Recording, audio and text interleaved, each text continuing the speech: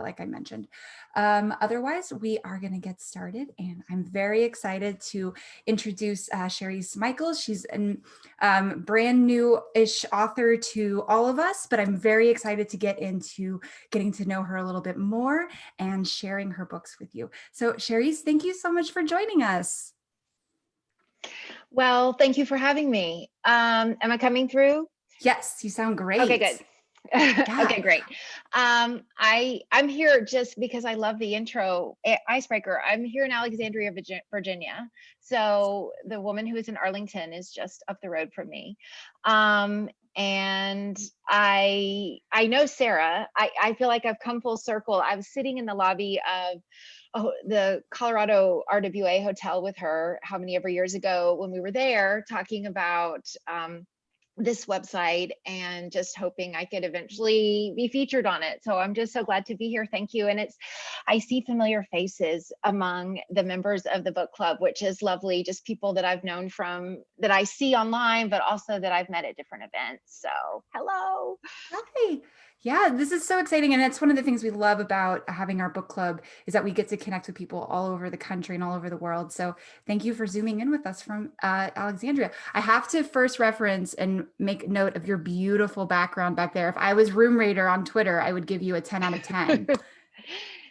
Well, thank you so much. This is the living room of my house, and I have a teenage daughter, and she did this for me when we moved in. So these aren't just romance novels. These are like all our books. So if you're going to do rainbow shelves, you need to take literally every cookbook, every college textbook that is still laying around, every children's book. I mean, they're like travel books up here because most books are navy and black. And so if you want to get every color, there's, just like brochures up there just to try to get every color. But thank you. That's so funny. That's so interesting. Was it hard for you? Are you like a meticulous organizer when it comes to your books, or were you? No. And we moved houses about 5 years ago. And so what we did when we packed the old house was we packed the books by color, so that when we unpacked them, when we got here, we had this great bookshelf. So that's how we did it. It is hard to add to it. So you can see I've got books laying on top just because there's no more room in the blue, area or whatever. And when I need a book, I almost always need the same book. I have favorite novels that I give away to people, and I know what color it is. So I'm able to go, I need to go to the red section. So it's not been bad. It makes me happy every time I look at it. I love it. Yeah, I bet it just brings you so much joy. Well, let's take a step back. Since you are the author of multiple historical novels, including this brand new one, A Duchess A, which is the launch of a new series for you. Can you tell us a little bit of how you got started writing and a little bit about yourself as well? Sure. So I'm a native Texan, so it was wonderful to see all the Texans on. I'm from College Station, Texas, and I went to Texas A&M, which is a big college there. And part of my senior year, I studied journalism. One of my classes was write a public relations outfit and ask them some questions. And there was no Google then. This was 1994. And so I went to the library and looked up, is there any association or group for romance novels? That will not mean I have to go to New York City, because I wasn't, as a Texan, ready to go to New York. Mm-hmm. And so I'm like looking up in this reference book, wow, there's a National Trade Association for Romance Novels, RWA, in Houston, just up the road. And so I wrote the executive director at the time, I'm a senior at Texas A&M, may I come and interview you? And that became a job for me. So I graduated A&M with journalism, and then I worked for 8 years in the 90s for RWA. And I edited the RWR and went to all the conferences and was living the dream. If you grew up reading romance novels and you like have to call, Susan Elizabeth Phillips about her dues, it's just, I was so the RWA, the first year I was at RWA, our first keynote speaker was Judith McNaught. That's so cool. It was like I had met the Beatles. Anyway, so I worked there for 8 years, and then I got married, and my husband was in graduate school in England and moved to England and started a family. And ultimately, my RWA chapter was over, and what I always wanted to do was write. So, ultimately, so I started writing, and it took me 10 years to publish. I was raising kids, and I was writing when I had the time, and I was entering the Golden Heart every year. I finaled in 2011 with a little contemporary series book, like romantic suspense, and was only a finalist. And then in 2014, I finaled again with the Earl Next Door. Mm-hmm. And didn't win. My favorite best writing buddy, Lenora Bell, beat me. And the best thing of that was that we became critique partners and such dear friends. But because of being a finalist, I was able to pitch the book and sell it to Avon. And then, I mean, this is really technical, but I mean, many of you probably already know it. Avon had an imprint for a time called Avon Impulse, right? So these books were released, they're digital first books. So they came out as ebooks first, and then 4 weeks later, they became as print books. They didn't have distribution in stores. You had to get them online, Amazon or barnesandnoble.com. It's kind of the farm. I mean, no one says this, but I'll just say it. It's the farm leagues. You're starting out. The contract is different. We had virtually no say over the covers. My editor was fantastic, and I'm really grateful, but I toiled for 6 books at Avon Impulse in the farm leagues, and learned so much. And I adore these books. I love them. And then when I started this new series with A Duchess A Day, I made the leap to mass market. So this is a mass market book. The ebook and the print book came out at the same time. It's in it's in Target and Walmart. And so this is my first mass market book for Avon. And that's my story. I love romantic suspense as well, contemporary. But I just love Regency historicals. I came up on Judith Ignat and Catherine Coulter and Loretta Chase. And so that is what I like to write. And that's my story. How did you discover your love of romance novels? It sounds like it came so naturally and so early for you. The story of a capable woman winning resonates with me more than almost anything that I could ever read. And she wins in a lot of ways in our books, right? So she wins because she's fallen in love. She wins because she has found some inroad to her career, some success in her career. Her family, there's some like wholeness to either an adopted family or, there are just several different ways that she wins. And she's capable, and she is someone that I would want to be friends with. And so the love story, the romance novel, just spoke to me more than any other book that I was reading in school or reading for fun. I read Almost Heaven by Judith McNaught when I was on vacation to Disney World in 1989. I was 16, and my mom was reading it. And I remember we drove from Texas to Orlando and spent the night in Mississippi or wherever you do. And it was an exhausting day, right? It's like 4 people in the car, we're going to an amusement park. And my mother stayed up all night in the motel bathroom because she could have the light on, reading Almost Heaven. And I was like, wonder what that book is. And then after we got home, actually, is when I took that book, and I just thought, someone is inside my heart and understands all the things that are important to me. And so that is why I love reading romance and writing it. Do you and your mom still share romance novels at all? Yes, she reads so widely. She reads a bunch of stuff that I don't read, a bunch of legal thrillers really, or mysteries. She will read those. She's now, pushing 80. So she loves she wants the love inspired suspense with a dog in it. That's a whole line of books. Exactly what you mean. And so I will go on Amazon because they're almost all digital at the moment. And so I'll get them and just mail them to Texas in bulk so that she has them. Because you love what you love and you want what you want. And so that's what she's into now. And she reads my books as well. Oh, that's nice. It's always good to have that local support like that. Yes. So what inspired this new series? And I know it's all set with fairy tales. So what fairy tales are you thinking about exploring? Well, just back to the sort of business side of it, when I was ready to make the leap from Avon Impulse and my last two series to mass market, I mean, the key to doing that, as all of us writers know behind the scenes, is you have to have a high concept idea. So I just started, I was like, I am not writing another one of these impulses because it doesn't have as wide of distribution, and I wanted to reach more people. I was ready for the main stage. Yep. So I just thought, what high concept idea could I do? And I can remember I was out in the yard with my dogs. I have little half poodles that are barely housebroken, and we're in the yard with them constantly. And I just thought fairy tales. So I love Disney, and it's funny, the question about what's your favorite fairy tales. Fairy tales as a story are generally not that good. Mm-hmm. Jennifer Cruzy used to say, when she was on the board at RWA, I've heard her say, what happens in a fairy tale for the heroine is that she must look good while sleeping. And it's so true for so many of these. Well, that's not interesting at all. And particularly, they kiss, and you want the buildup, and that's usually the hero and heroine are kind of separate.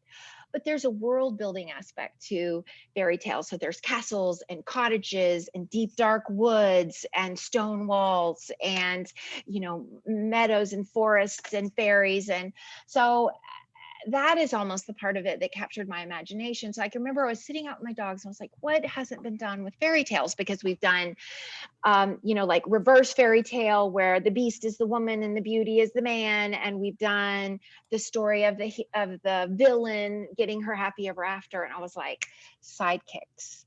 I can just remember thinking Drusilla and Anastasia as depicted in the Disney version of Cinderella. Like, whatever happened? What if Drusilla had a happily ever after? Because we all love when someone in a series gets their own book, right? When is whatever sideline character going to get her own book? And so I was like, what if I went through and found some sideline characters and then said, because this series isn't really fairy tale retellings as much as it is whatever happened to. So A Duchess A Day is meant to sort of inspired by Snow White, but after Snow White has ended, what happens to? So then I was challenged with like, well, what are the sidekicks? Because I know Drusilla from Cinderella, but mostly sidekicks in fairy tales are like woodland creatures. And I didn't want to do an animal, and I didn't want it to be someone who was magical, because they're not paranormals really. There's a tiny bit of magic in them, but I didn't want it to be a fairy or someone like that. So I thought, okay, so we have Drusilla, and then we have, what about the huntsman from Snow White? And that gave me one of the main characters being the hero instead of the heroine. So I was like, and then I was like, Tinkerbell from Peter Pan. So those are my three sideline characters. And honestly, I was interested in everyone's favorite fairy tale because I can't think of any more that interest me. So after this trilogy, I probably will be done with sideline characters from fairy tales, but man, so I've just putting the finishing touches on Tinkerbell's book, is book 2, When You Wish Upon a Duke. It's coming out August 28th, and it's inspired by the world of Peter Pan, and it tells the story of Miss Isabel Tinker, who works in a travel shop. She's like a travel agent in Regency, England. She hates to travel because she kind of fell in with a my dogs are barking, fell in with a bad crowd when she was young and followed around this guy who would never grow up. And then now she's like, no more travel for me. I'm going to plan travel for other women. And I just work here in Mayfair and I never leave. Well, in walks a Duke to her travel shop, and he needs her to work as a translator and go on a journey with him. And off we go. Oh, so that's how the series happened. And I've had so much fun. I've so much fun with these Easter eggs and the different versions of these stories and tying everything together. It's been a hoot. Yeah, well, and Lady Helene is such a firecracker, and she's so determined to end her unwanted engagement. You must have just had such a blast coming up with her. Did she come first, or was it the huntsman that came first? Well, the huntsman came first because he was the sideline character, and I was just like, what would a mercenary be doing where he had to basically force proximity with a heroine? Why would these two people be together? Why would a young woman and a mercenary be together? And then I was like, well, he could be like guarding her, and what a great conflict if he's supposed to be marrying, guarding her until she marries someone else. All my heroines are incredibly determined, energetic, capable. So there's a similarity running through most of my heroines. I don't really do serene, sort of soft-spoken heroines. And I also don't do like badasses, really. Tinkerbell's a little bit of a badass in this next book, but great, good for you if you like it or you read it or you write it. It's just my heroines I read a couple of years ago that there's a new archetypal female portrayed in pop culture, television, movies, books, and she's called the hummingbird. And the best way, the person that embodies it the most is Leslie Knope from Parks and Recreation. She is fun, funny, cute, sweet, determined, capable, confident, and caring, and just always going, just very, very. I have a 17-year-old daughter, and my own personal energy, sometimes she will have to say, Mom, I need to step away, and you need to step away because you're stressing me out. She is very serene. And when she reads my book, she will tell me, sometimes I have to put him down because the heroine, I need a break.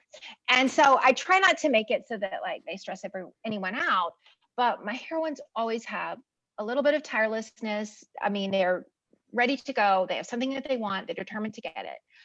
And usually for more than just themselves, because they have someone they're fighting for, someone they love, something that they want for someone else. Love it. Yeah. That just is like, it's like you're writing what you know. You just put yourself into your characters. I have never been that good at writing some archetypal character that doesn't resonate with me, or that I don't like or wouldn't want to read as a reader. That's not for me. And I don't know how I will go on for books and books and books not writing. There's like an angry character that I think some people are really into, they're just sort of like angry wounded woman, and people love that. It's not for me. I'm not going to write the angry wounded woman, but she's out there for others. Yeah. I just love more Leslie Knope representation in the world. It's a character trait I enjoy. Well, Charis, I actually have a couple of rapid fire questions to ask you before we get to our reader Q&A portion. So they're just kind of whatever comes to your mind, however you feel like answering them. Speed round. Okay. Yeah, the speed round. It's so our first one is, what is your favorite trope to read? My favorite trope to read is probably, this is so terrible. It's not allowed. It is it is Guardian and Ward. Bad. Oh man, scandalous. I thought you were going to say Love Triangle. That's another one that many people hate. Never. I just like the power dynamic of Guardian and Ward, and when this like person that's meant to be kept in his keeping is actually gets the best of him. I just love it. Oh, it's so good. So maybe like a Beauty and the Beast one's one that you need future. Yeah, there's no sideline characters in Beauty and the Beast that are not furniture. You just have to tell a story before or after furniture time. Very good. All right. So what is your favorite trope to write? So far in all of my 7 books, in the 8th one I've just written, all of my heroines are married before they have sex. It's just the way I am stressed out by the threat of pregnancy, and I am stressed out by people walking in, and just it doesn't give me a relaxing read if we're having sex and we're not married. And there are other reasons too. It's just I like a virgin heroine. So marriage of convenience and arranged marriage would be my favorite to write, because we got to get that sex in, as we have mentioned. So if you need to be married, then that has to happen right away. So I've got either a marriage of convenience or an arranged marriage in every book, and it usually happens kind of early on. I love it. That's great. Okay. So who was your first book boyfriend or girlfriend? Dane from Lord of the Scoundrels. Easy. Yep. Sarah's favorite down there. Okay. So if you were stuck in an era, which era would you want to be stuck in?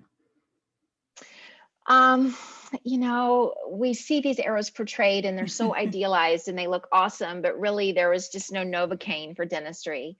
I love mid-century everything. My son and husband just brought home today from an antique auction that they've been working on a 1961 Coke machine. Oh, And it cool. is, I wish you could see it, is so beautiful. It is rounded 1961, 10 cents, like emblazoned on it was how much the Cokes were. I feel like I would look best in those dresses that are like fit and flare. Definitely early 60s. Also, it was an exciting time for civil rights movement. The country was changing. A lot of big hair. A lot of big hair. Yeah. Texan, Big hair and cool Texan glasses. big hair. Yes, just that whole Mad Men sort of vibe. Awesome. Are you a pantser or are you a plotter? I plot. I plot. I don't plot like line by line, but I definitely have a roadmap. What is your favorite book to recommend to a new historical romance reader? Probably something, I'm gonna sneeze.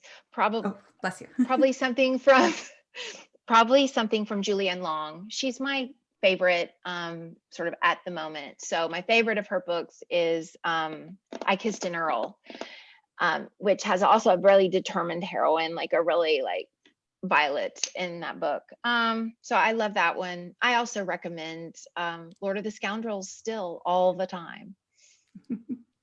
Agreed. That is definitely a book club favorite. Okay, let's see. All right, which character in A Duchess a Day would you want to be friends with? I love the doctor that they go and visit when she's trying to interview potential duchesses to take her place at the altar. They go through 7 duchesses, like the 7 dwarves, and one of them they go to that is Doc, is a young woman who wants to be a doctor. And I thought she was very cool when she came out. I love it. So if you could be any of your characters, who would you be? If I could be any of my characters, who would I be? I'm looking here at all of these books. I just loved Sabine, Sabine from You May Kiss the Duke. She was a travel writer and she wrote little travel books, but mostly she did the maps. She was kind of an artist and she did the maps, and she's got the best hero that I love in this book. So probably Sabine. I can't remember her last name. Anyway, Sabine. Don't worry, we won't tell her. That she gets married, so I don't. Let's see. Who is your favorite or most challenging secondary character to write? My most challenging secondary character to write. I have trouble making my villains three-dimensional because I want to do kind of a shorthand version of them because I have my books are long anyway and I have trouble with overwriting, and so I want to focus on the hero and heroine. So if I could do anything better or focus on anything, it would be to give my villains, instead of just being the mustache twirling guy tying a girl to the railroad tracks, which is kind of what they tend to turn out to be, and they get the job done. And listen, we have seen that people like that exist in the world. So I know that it sounds like fiction, but I have seen it. So I would love to give my villains more depth. At the moment, they tend to be just bad for bad's sake, and they get the job done. I need them to trouble and create external conflict for my hero and heroine, and they do. Absolutely. What is the best advice you've ever received? For writing, my best advice that I ever received was probably don't submit too early, because once you send something in and it gets rejected, if you still are not yet ready, then you really can't reapproach that editor or agent again because they've already said no. And that is something that I did wrong and something that I see. We're all anxious. Our manuscript is almost ready. Let's go with it. Is it your best work? Have you have beta readers been over it? You feel like it's going to evolve anymore? Don't submit until you are at the top of your game, because you really can't come back again to that same person. Yeah, that's wonderful advice. That can be universal for so many things too. Just, talking, sending an Yeah, I email, mean, applying for a job, whatever it could be. Yeah. right. Yeah, don't stop trying and getting yourself as good as you can get it on your end. But when you're ready to put it out there, make sure it's your best, fully evolved effort. It's hard Yeah, to for know. sure. And the way you know is by having other people read it and tell you. Yeah. If you couldn't be a writer, what would you want to be? A drama teacher, probably. I mean, an actress, but who does that? You know, my major was journalism, my minor was theater, and I was getting a teaching certification in drama whenever I started working for RWA. And so now I write the Christmas play at church and direct it. And there's plenty of ways to be an amateur thespian. Mhm. But I love the world of theater. Are you thinking about ever doing like a screenplay? You know, I have Hallmark Christmas movie on my goal list. We'll see. I'm 48. I don't know how many Christmases I have left. There's no deadline on life until you're dead. I would love to write Absolutely. one of those Christmas movies. I would love it. Yeah, for sure. What motto do you live by? Oh dear. Just because I can't spell it doesn't mean I can't write it. That's great. I'm a terrible speller, so I was like, oh yeah, that's a great one. We got an Alexa, and I say to her literally 5 or 6 times a day, Alexa, how do you spell, whatever. Mhm. And she tells me, and I type it in, like she calls it out. And You're like, thanks, Alexa. What is the best book that you read over the holidays or recently, if you didn't have a chance to read anything over the holidays? Gosh, I made a note of what I was reading, but not my favorite thing that I was reading. Well, then tell us what you're reading. Hey, You can skip that. Yeah, you can amend that. no, Yep. no, no. We'll I'm pivot. going to do it. One of my favorite books was called Duchess Goldblatt. What is it? Let me see. Oh, Becoming Duchess Goldblatt. Have you heard of this? Mm-mm. Yes. Oh, okay. So this woman by Anonymous. There is an anonymous Twitter handle called Duchess Goldblatt, and she simply just puts out funny little things, just little encouragements and little things. And her picture is like of this Dutch 16th century duchess, and no one knows who she is. But the actual woman who is behind Duchess Goldblatt wrote a memoir, a nonfiction memoir of how she became Duchess Goldblatt.